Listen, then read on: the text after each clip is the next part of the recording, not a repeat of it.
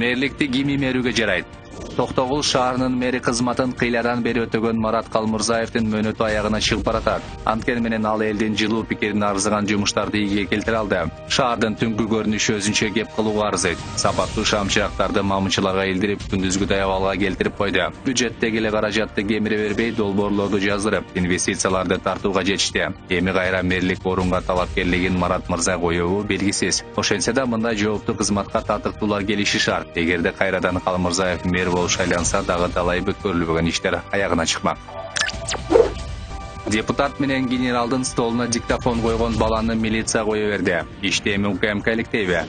Жакында эле Обама кафесиндеги ызы-чууга күбө болуп, Жогорку кеңештин депутаты Каныбек Иманалиев менен генерал Талант Исаев жана парапсихолог Мелис Карабековдун столуна диктофон койгон окуяны биринчи болуп жазып чыккан элек. Бул боюнча депутатта, генералда бир катар жалпы массалы каражаттарга тастыктап айтып беришти. Иликтеп көрсөк, ал диктофон койгуч жигит милицияга болгон окуяны төгүп чачпай айтып берген соң кое берилген. Бул иште эми Ички иштер министрлиги иликтебейт. Башкы прокуратура же УКМК иликтей турганы болуп жатыптыр. Башкы прокуратура иликтесе го мейли, бирок УКМКнын иликтегени калыс болобу?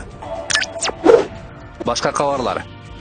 Орусияда президенттикке 8 талапкер атсалышат.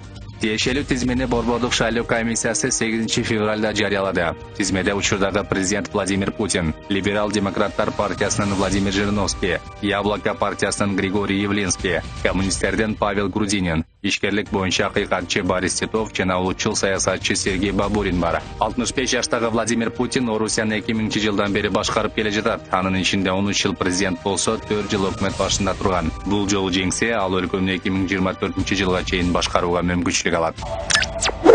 Аба майданындагы катуу шамал АКШ президенти Дональд Трамптын чат жасалгасынын сырын ачыкка чыгарып койду. Түз эфирге тартылган видеодон кесилип алынган үзүндү социалдык тармактарда желдей тарады. Андан көрүнгөндө президент Флоридадан кетип бара жатканда аэропортто катуу шамал болуп турган. Ал учакка көтөрүлүп жатканда шамал анын чачын эки тарапка желпилдетип, башынын арт жагы таз экенин көрсөтүп койгон. Бул ролик Twitter тармагында заматта популярдуу болуп, 10 миңден ашуун лайк алып, 5 миңге жакын адам бөлүшкөн. Шпион аталышындагы кызмат телефон үчүн туркиялык ойлоп табуучулар тарабынан иштелип чыкты.